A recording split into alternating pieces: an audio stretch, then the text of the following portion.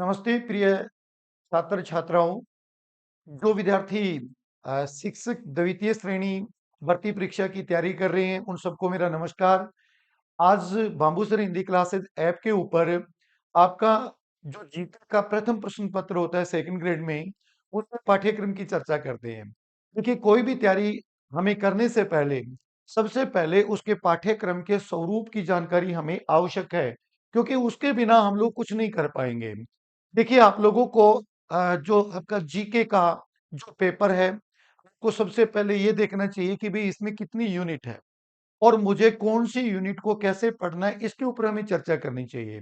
Bamboo sir Hindi classes app के ऊपर second grade का प्रथम प्रश्न पत्र एसएसटी का, हिंदी का, इतिहास व्याख्याता का, इसका व्याख्याता प्रथम प्रश्न पत्र हिंदी का, व्याख्याता का प्रश्न पत्र, इसके अलावा पटवारी, सेक्रेटरी सारी भर्तियों के जो है तैयारी bamboo sir Hindi classes app पर एक स्टिक तैयारी आपको और अच्छा मार्गदर्शन देखने को मिलेगा। आप लोगों को वो लोग तैयारी कराएंगे जिन्होंने स्वयं सफलताएं अर्जित की है। तो आज हम चर्चा करेंगे सेकंड ग्रेड के जीके के प्रथम प्रश्न पत्र में पाठ्यक्रम में क्या-क्या आता है और हमें उसको कैसे पढ़ना चाहिए। प्रिय छात्र छात्राओं, सबसे पहले आप लोगों को ध्यान ये रखना चाहिए कि मैं जिस परीक्षा की तैयारी कर रहा हूँ, उस पाठ्यक्रम में क्या-क्या चीजें हैं और कितनी यूनिट है। अगर आप लोगों को इस चीज की चर्चा आपने सबसे पहले कर ली, तो सफलता की पहली सीढ़ी है। कुछ तैयारी करने लग जाती है लेकिन उनको पाठ्यक्रम का पता ही नहीं होता है कि मुझे पढ़ना क्या है, और ऐसे ही पढ़ाने वाले हैं, वो कोई और ही पढ़ाते रहते हैं। तो पहले आप लोग पाठ्यक्रम का तो देखें, क्या मुझे पढ़ना है।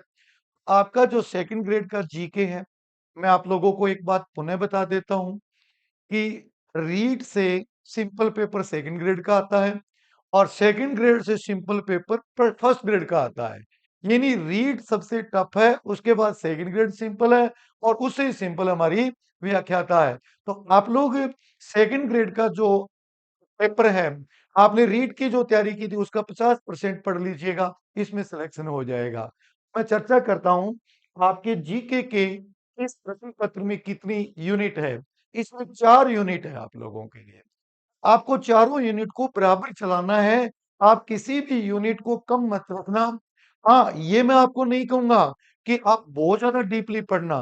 मैं आपको इतना ज़रूर कहूँगा कि चारों यूनिट के प्रत्येक टॉपिक की बेसिक जानकारी आपको होनी चाहिए, प्रत्येक टॉपिक की। यानी एक भी टॉपिक आपका छूटना नहीं चाहिए। पहला है राजस्थान का भौगोलिक, ऐतिहासिक, सांस्कृतिक एवं सामान्य ज्ञान। यानी राजस्थान की भौतिक विशेषताएं, यानी उसके अंतर्गत हम राजस्थान को जो है 4 भागों में बाँटेंगे, उत्तर, पूर्व, पश्चिम, दक्षिण में। उसकी जलवायु, जल निकासी, उसकी वनस्पति यानी किस प्रकार के या पेड़-पौधे हैं, कौन-सा वृक्ष यहाँ का राज्य वृक्ष है, कहाँ पाया जाता है, कौन-कौन सी खेती होती है और राजस्थान का कौन-सा जिला उस खेती में पहले नंबर पे है। यानी गेहूँ की पैदावार कहाँ होती है, धान की कहाँ होती है, इसकी आपको बेसिक जानकारी चाहिए। पशुधन में हम देखेंगे कि गाय सबसे ज़्यादा कहाँ है, भैंस कहाँ है, भेड़ कहाँ है, बकरी कहाँ है, घोड़े कहाँ हैं, गधे कहाँ हैं और भैंसों की कौन-कौन सी नस्लें, गायों की कौन-कौन सी नस्लें हैं, ऊँटों के बारे में यानी कहाँ पाए जाते हैं। डेयरी विकास यानी राजस्थान के अंतर्गत जो दुग्ध उत्पादन है, उसकी चर्चा। जनसंख्या, पहले तो राजस्थान की कुल जनसंख्या कितनी है, कितनी साक्षरता है, किस जिले में कितनी है, साक्षरता में पहला कौन से उजला है, नीचे कौन-सा है, घनत्व कितना है, इसकी चर्चा यहाँ करनी होती है। इसके बाद में इसकी वृद्धि यानी जनसंख्या की वृद्धि दर की बात करेंगे कि कितनी बढ़ी, कितनी घटी, कौन-से जिले में कम रही, कौन-से जिले में महिला और पुरुषों का लिंग अनुपात कितना है, इसकी चर्चा यहाँ करेंगे। साक्षरता की बात करेंगे कि राजस्थान की पहले साक्षरता कितनी थी, अब कितनी हो गई, कौन-सा जिला अव्वल चल रहा है, कौन-सा जिला सबसे नीचे है, किसमें पुरुष साक्षर ज़्यादा है, किसमें महिला साक्षर ज़्यादा है, किसमें न्यूनतम है। इन चीज़ों को आपको बेसिक जानकारी होनी चाहिए। लिंगानुपात यानी 1000 पुरुषों पर कितनी महिलाएँ हैं, किस तरह का लिंगानुपात सही है, किसका कम है और किसका बहुत कम है, किसका औसत चल रहा है, इसके ऊपर चर्चा करेंगे। जातियों में यानी मीणा, भील, गरासिया ये कहाँ ज़्यादा पाई जाती है, इनकी मौखिक समस्याएँ क्या है और ये लोग कितने पढ़े लिखे, इनकी चर्चाएँ जनजाति वाले टॉपिक में हमें करनी चाहिए। उद्योग यानी राजस्थान के प्रमुख उद्योग कौन से हैं? कौन से जिले में कौन सा उद्योग चल रहा है? और कौन से उद्योग से राजस्थान को सबसे ज्यादा राजस्व प्राप्त होता है? कौन सा उद्योग हमारा प्राचीन है? सबसे पहले कौन सा लगा था? इसकी जानकारी इसके अंतर्गत लेंगे। पर्यटन केंद्र जो राजस्थान की आय का एक बहुत बड़ा हिस्सा पर्यटन से हमें मिलता है। तो ये कौन-कौन से जिले में है?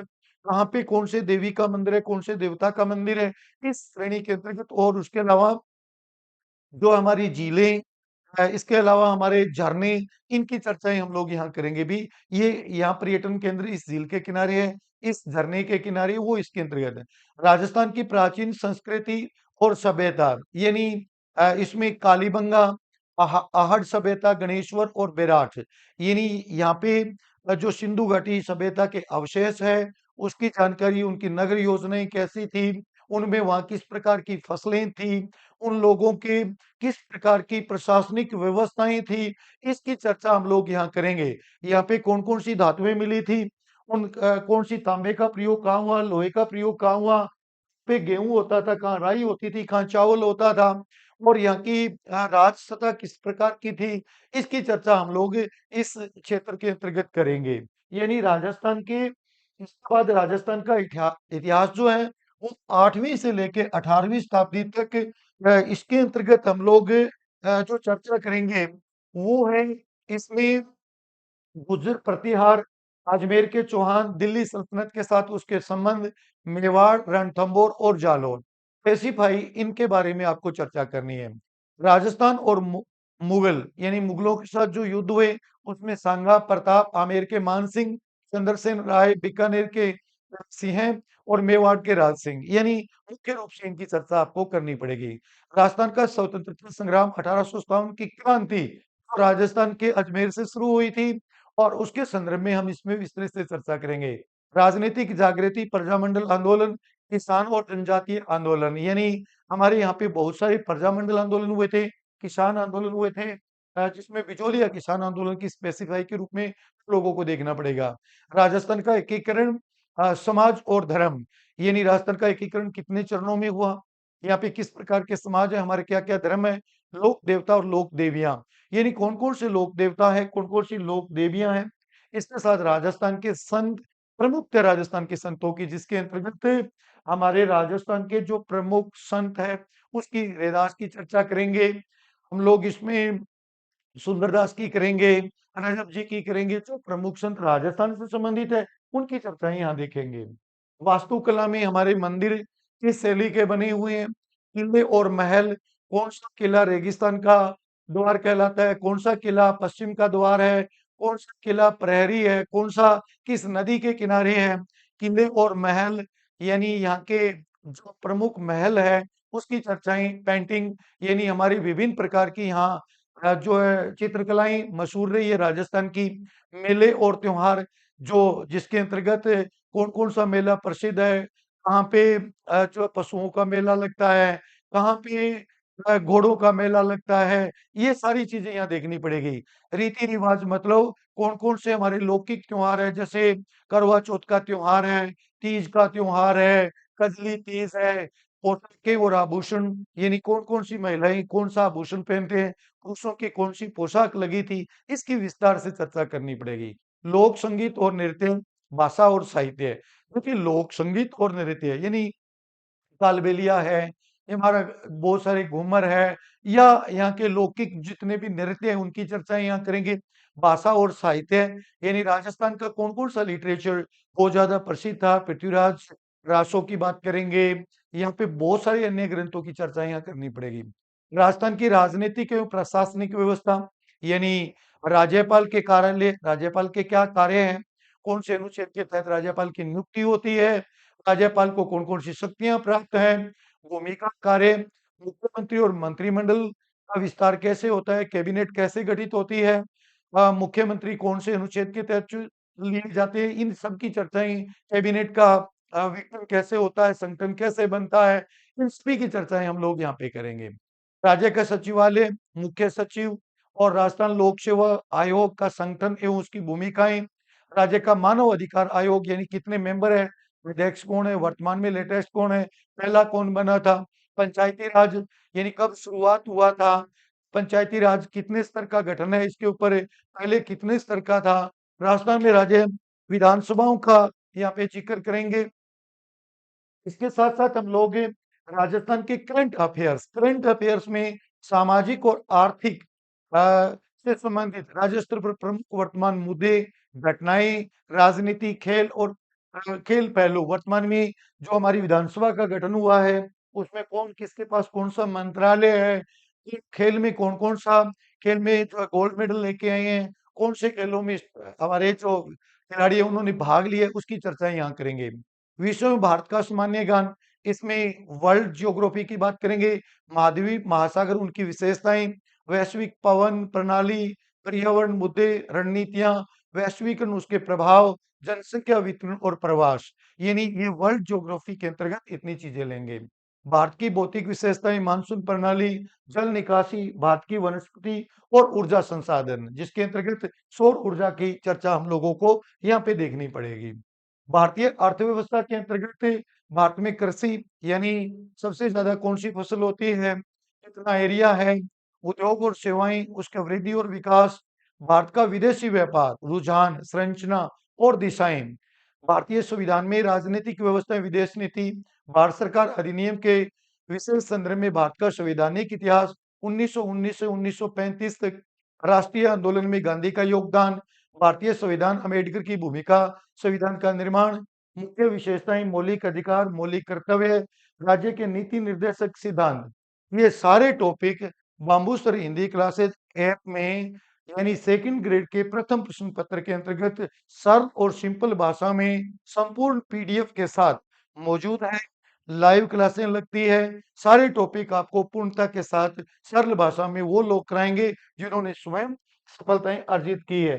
अलग अलग विद्वान अलग अलग यूनिट कराएंगे आप लोगों को।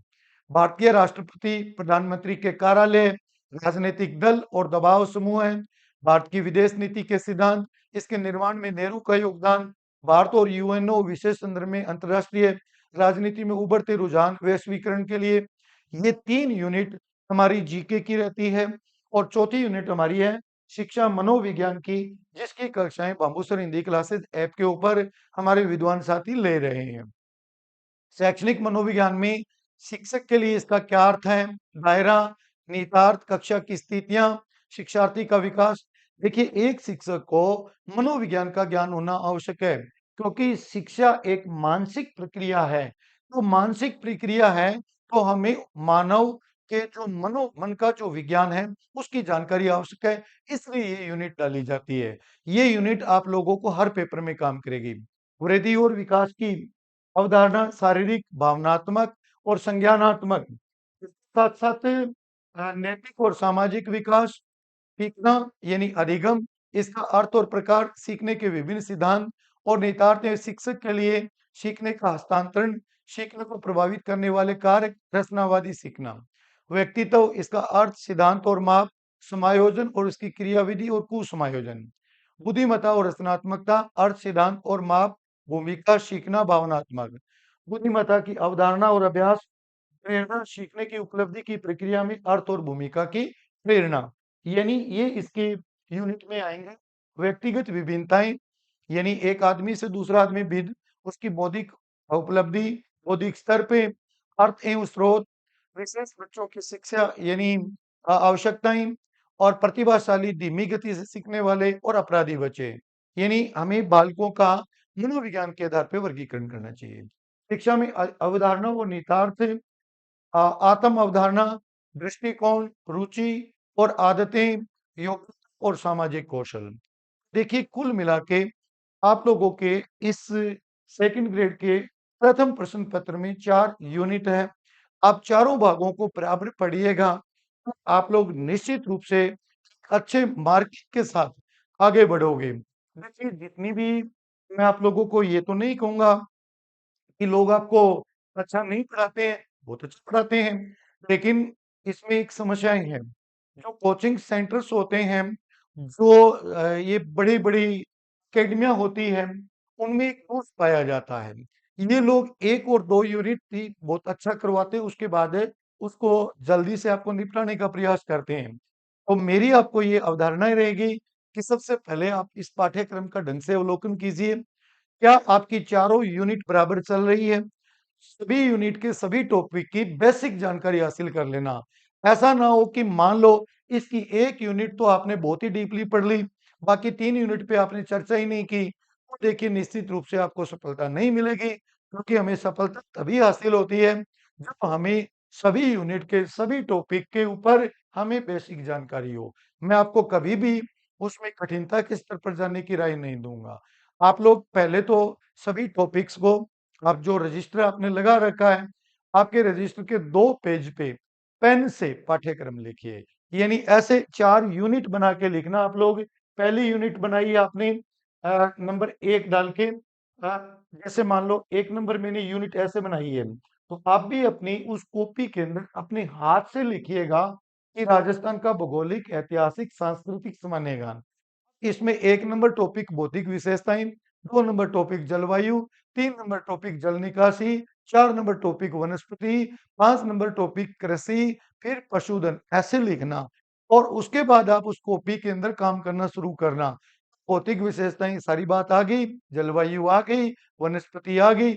4 यूनिट बना के इनके उप टॉपिक बना के और उसके बाद आप लोग उस अकेडमी से जहाँ से आप पढ़ रहे हो उसके मालिक के पास जाइए कि जैसे ये टॉपिक है और आप लोगों ने इतना कराया है, इतने से मेरा चयन नहीं हो सकता, मुझे तो आपको मैंने फीस दी है, तो मुझे तो सारे के सारे टॉपिक चाहिए।